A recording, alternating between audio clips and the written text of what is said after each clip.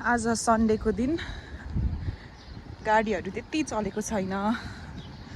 म चाहिँ न्युजिल्यान्डमा छु साथीहरू, र म चाहिँ विदेश आएकोदेखिको यो राम्रो लागेको चिजहरू भनेको चाहिँ यहाँको सिस्टम त सबै बुझेको छैन, तर बाहिरबाट हेर्दाखेरि जति पनि यो देखिन्छ यहाँ रोडमा लाइनिङहरूदेखि लिएर रुल्सहरू पालना गर्ने मान्छेहरूले, त्यो सबै चाहिँ रुल्स एन्ड रेगुलेसनहरू स्ट्रिक्ट भएको कारणले एउटा एडुकेटेड वेमा सबैजना आफूले गर्नुपर्ने कर्तव्य गरिरहेको भएर चाहिँ यस्तो भएको जस्तो लाग्छ मलाई चाहिँ। हजुरहरू पनि कस्तो लाग्छ भनेर, आफ्नो विदेशी जीवन कस्तो भइरहेको छ भनेर पनि कमेन्टमा लेख्न सक्नुहुन्छ। यो भन्दै गर्दाखेरि चाहिँ मन भारी पनि हुन्छ मलाई चाहिँ कति, किनभने देशको याद चाहिँ आइ नै रहने रहेछ। र यो चाहिँ हामी यस्तो पार्कहरू चाहिँ ठाउँ छ, सानो सानो भए पनि राखिदिने। आज म वाक गरिरहेको छु, फेरि त्यही क्रममा छोटो भिडियो बनाएर चाहिँ मेरो भर्खरै खोलेको युट्युब च्यानलमा पछाडिबाट यो यसरी गाडी आएको भएर हर्न चाहिँ बजायो। हर्न बजाएको यहाँ राम्रो मान्दैन, यो एकदमै चल्ने यहाँ यो स्कुटर, इलेक्ट्रिक स्कुटर। यो इलेक्ट्रिक स्कुटरकै बारेमा छोटो कुरा गरौँ। इलेक्ट्रिक स्कुटरमा चाहिँ पैसा तिरेर, यो पनि पैसा तिरेर ठाउँमा राखिदिएको हुन्छ।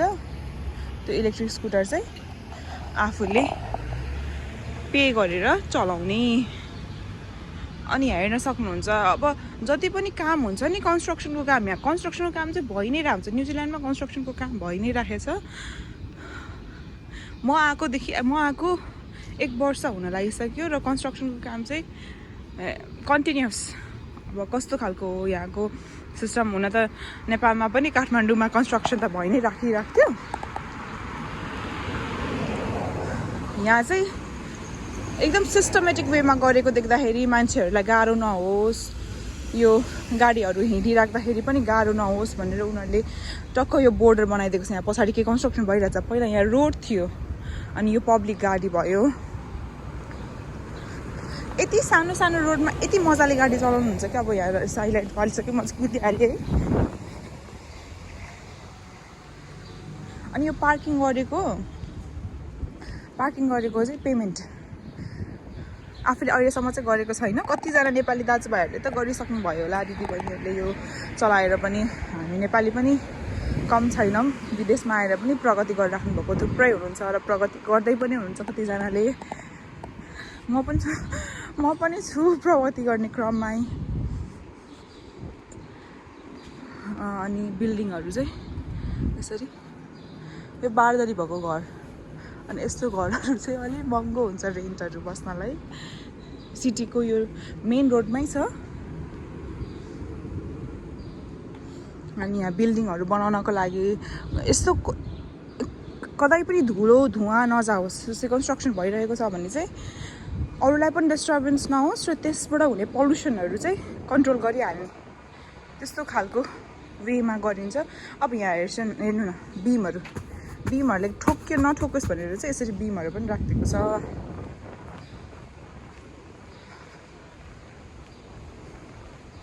आज सन्डेको दिन, स्याटरडे र सन्डे छुट्टी हुने मान्छेहरू स्याटरडे रमाइलो गर्ने, सन्डे चाहिँ रेस्ट गर्ने प्रायःको हुँदो रहेछ।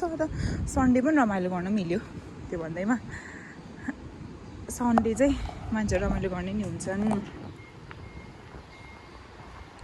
यस्तो छ सिटी। यहाँको आकर्षण हुने प्लेस भनेको चाहिँ यो स्काई सिटी हो। स्काई टावरले मान्छेहरू यो आइफेल टावर, अरू के टावर हुँदो रहेछ नि देशमा। यहाँ न्युजिल्यान्डमा भएको चाहिँ आइफेल टावर। हजुरहरू बसिराख्नु भएको विदेशको चाहिँ कुनै फेमस ठाउँहरू छ पनि मेन्सन गरिदिनु होला कमेन्टमा। मैले बनाएको भिडियोमा इम्प्रुभमेन्ट कसरी गर्न सकिन्छ त्यो पनि भनिदिनु होला। ल यहाँ हेर्नुहोस् है, अब रोड त खाली छ, यो मान्छे जान सक्नुहुन्थ्यो नि त यो गाडी, तर यहाँ चाहिँ रुल्स भनेको विदाउट ट्राफिक। अनि अर्को एउटा कुरा चाहिँ ट्राफिक नै छैन। ट्राफिक दाइ है, ट्राफिक त यो रुल लाइट्सहरू छ, तर ट्राफिक नै छैन। मान्छे यहाँ राइट लेफ्ट यहाँ जानुहोस् त्यहाँ जानुहोस् भन्ने त्यो मान्छेहरू यहाँ हायरै गर्नु पर्दैन। रुल्स थाहा पाइसकेपछि, मान्छेहरूले चलाउन थाहा पाइसकेपछि चाहिँ कतिको इफेक्टिभ हुने रहेछ, ट्राफिक कसरी कन्ट्रोल हुने रहेछ आफै भनेर चाहिँ यहाँ देख्न सकिन्छ। यो पनि मलाई मजा लाग्छ अर्को कुरा चाहिँ। अनि हामी पेरिस्ट्रियन मान्छेहरू विदेशमा प्रायः नै हुनेहरूलाई मलाई राम्रो लागेको, नेपालमा सबै ठाउँमा छैन, काठमाडौँमा अहिले सिटीहरू अरू ठाउँमा पनि छ होला यस्तो, तर सबै ठाउँमा भयो भने चाहिँ एउटा ठाउँमा मात्रै विकास गरियो भने सबैजना त्यति केन्द्रित हुन्छ, तर सबै ठाउँमा विकास गरियो भने चाहिँ मान्छेहरू सबै चिज खोज्नलाई एउटै ठाउँमा आउनु परेन। अनि टक्क यहाँ गाडी चाहिँ रोक्छ। अब त्यो गाडीले मलाई हान्छ भने मलाई चिन्ता नै हुँदैन, किनभने मैले पेडेस्ट्रियन लेन आइसक्यो र यो लाइट चाहिँ बलिसक्यो। यहाँ हेर्नुहोस् सिटी चाहिँ यस्तो छ। आज नि सुनसान छ।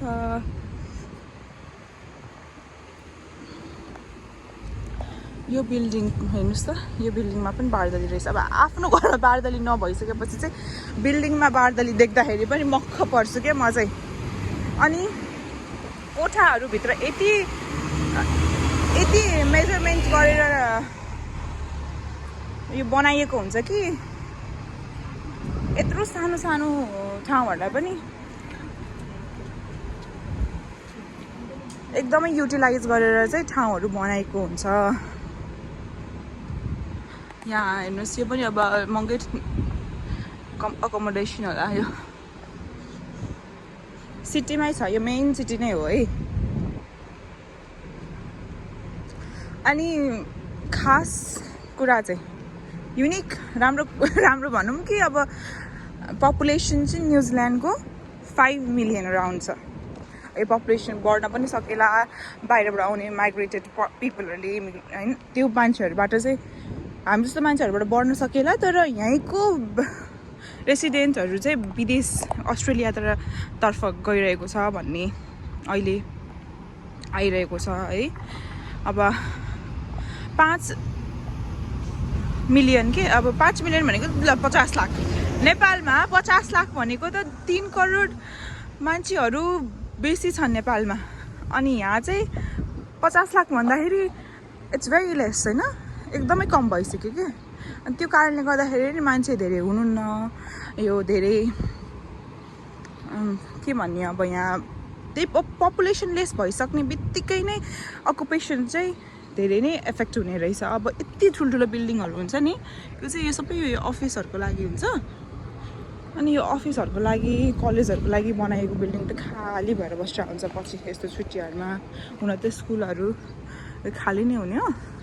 ल हेर्नुहोस् है, घन्टाघर रकल्यान्डको यो कुराले नि याद दिलाउँछ नेपालको। अनि अर्को याद दिलाउने चिज चाहिँ म सिटीमा बसेको भएर हो, नत्र यसो बाहिरतिर जाने हो भने यति मजाको त्यो भ्यू देखिन्छ नि, नेचरको भ्यू। यो चाहिँ पसल भयो। अस्ति न मैले क्रिसमसमा बन्द थियो भनेको थिएँ, यो मैले भनिरहेको यो सर्ट क्लिप्सहरूमा चाहिँ राखेको छु मैले। यो चाहिँ एकदमै पपुलर स्ट्रिट फुड्सहरू। अनि पैसाको त के कुरा गर्ने, यहाँ अब यहीँ अनुसार मजाले कमाउन सक्नु भने यो $5 $6 भनेको त केही लाग्दैन, तर नेपाली पैसामा कन्भर्ट गर्ने हो। नेपालमा त्यत्रो ऋण बोकेर आएको छ, त्यो सबै हिसाब गरेर यहाँ खर्च गर्ने हो भने चाहिँ यहाँको खर्च धेरै म्यासिभ हो। गाडी 2 तल्ले गाडी, योमा पनि मलाई एकदम इन्ट्रेस्ट थियो, चढियो 2 तल्ले गाडी पनि। टक्क आफ्नो टाइम हुन्छ बसको पनि, आफ्नो टाइममा आउने, बस स्टपमा रोक्ने अनि चलाउने बेलामा टक्क लगाएर चलाउने। अनि यस्तो छ यहाँ स्ट्रिट। कस्तो लागिरहेछ भिडियोमा न्युजिल्यान्ड भनिदिनु होला।